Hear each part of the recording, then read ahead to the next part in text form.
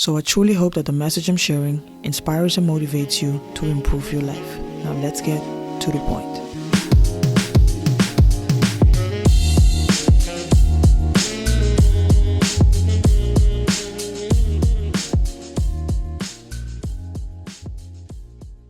So today's episode is about why you shouldn't lower your standards and how to raise your standards to be treated the way you want to.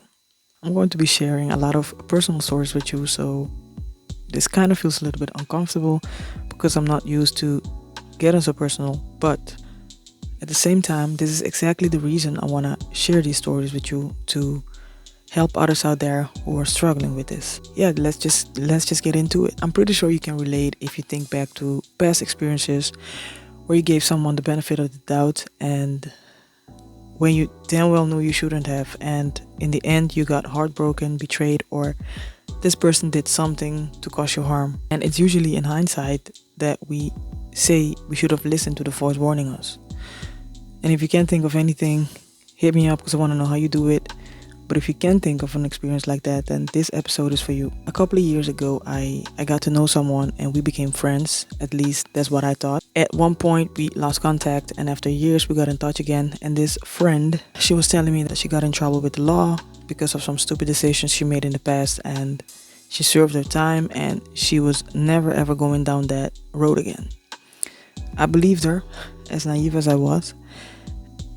I was raised to have faith in the goodness of mankind. And also, if you have a good heart, sometimes it's hard to believe that people are capable of doing messed up shit. Anyway, so we started hanging out again, and I had this feeling that something was off, but I kind of ignored it. And long story short, I ended up regretting getting back in contact with her because she did some messed up stuff.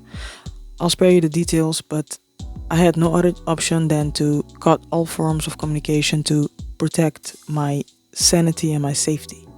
So basically, I gave her the benefit of the doubt because I didn't want to judge her over things she did in the past. And in the end, it ended up hurting me.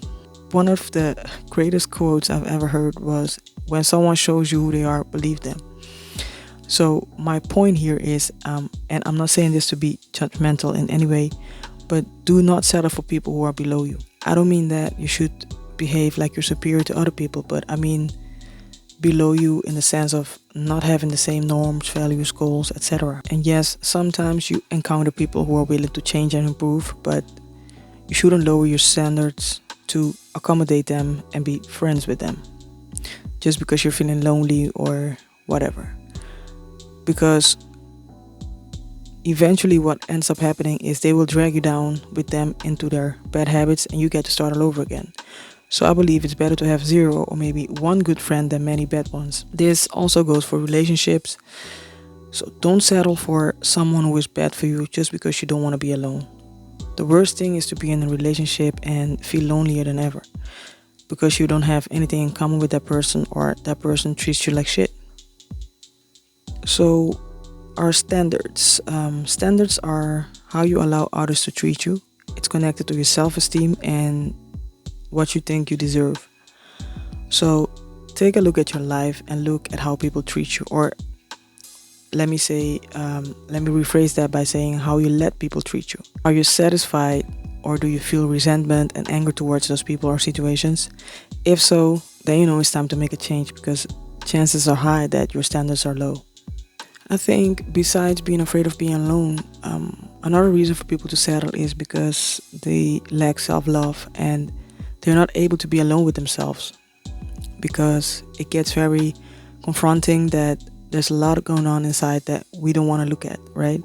So it's easier to focus on someone else so we don't have to deal with our own pain and our own issues. That's why you have people going from relationships to relationships, but the harsh truth is that there's nowhere to run. Everywhere you go, you still have you, so you might as well just face your demons so you can stop running. So a couple of months ago, I went to a breakup, and what I did was I went out and party like a lot, and I usually don't even go to parties, but I just didn't want to feel the pain, and I had to find a way to deal with it. So at that point, I thought that was a good thing to do. Looking back, of course, that was the stupidest thing ever, but it did help for a while. until I told myself, you know what, enough is enough. I need to find a better way to deal with this, and so I did. I started to focus on my goals again, working out 3 to 4 times a week, paying attention to my nutrition, and working on improving myself. And I am consciously staying away from data for a while to get my shit back together. It's I don't want to be depending on someone else to feel good. I want to feel good with myself, and then after that I can decide whether or not I want to start dating again. The thing is that people don't want to face their issues because it's too painful or too scary, and the only way someone is going to face the problem is when it gets too painful that they don't have a choice. So again, do not settle for less than you know you deserve, and also don't keep running from the things you know you need to address. Face it, sit with it. The only way out is through.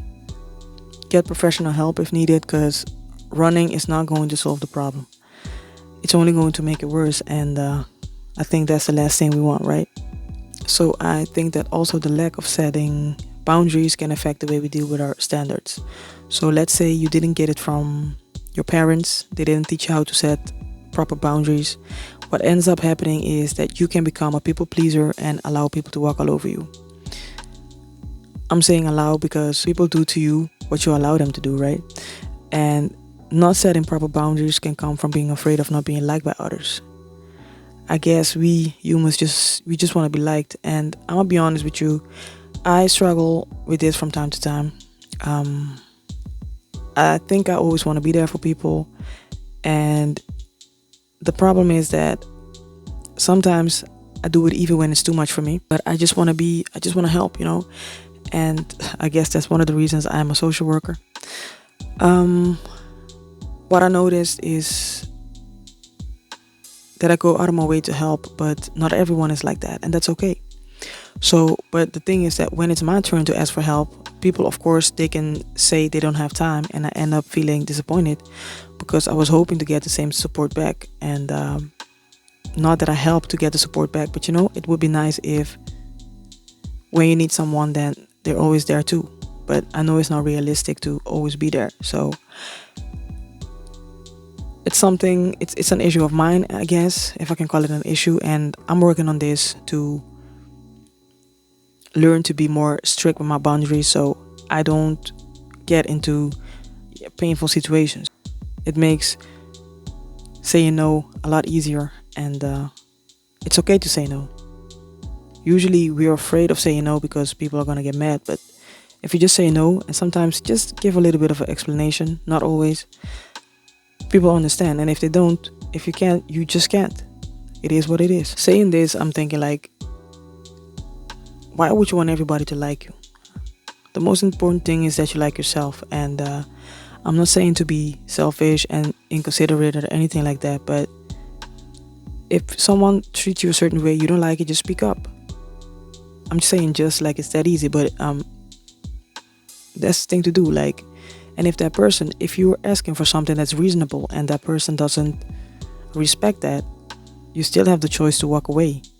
If you feel like this is the 1 millionth time you already addressed this issue, it's okay to walk away, because people who care will actually be considerate of what you're feeling, and they try to work with you to actually find a solution.